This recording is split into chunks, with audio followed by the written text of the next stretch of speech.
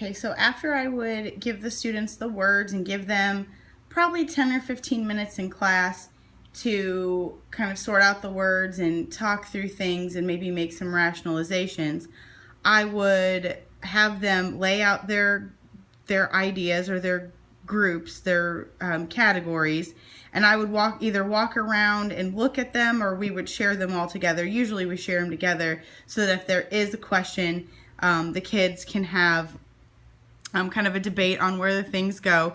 So you can see the words have been sorted into acts or laws, and there are 8 of them that they should have categorized in that area.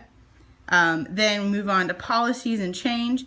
And some of these could probably also be considered acts or laws. So that's why I would spend class time together talking to them about, the difference and between, a policy and a law. We talk about, changes and how an amendment is a change. So that's why it would go in that situation.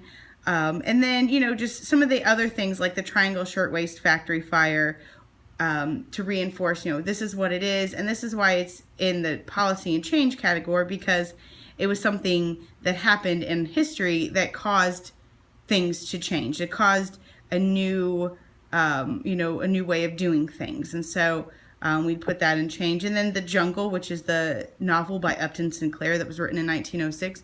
And that book would have spurred a whole lot of change. And, the students would have already heard 2 passages from The Jungle, which I read out loud to them in class. We talked about, the purpose of the book and what it actually did, and all kinds of things like that. So this would just be a reinforcement of some of the terms and the things that we've already talked about. Or like I said, it could be an anticipatory set where you're getting kids a little bit of background knowledge before you do something. And then we talk about people. That one's usually the easiest one, and even in an open word sort, the kids usually are able to classify figure out who the people are and put that in there. And then the last one would be groups or places.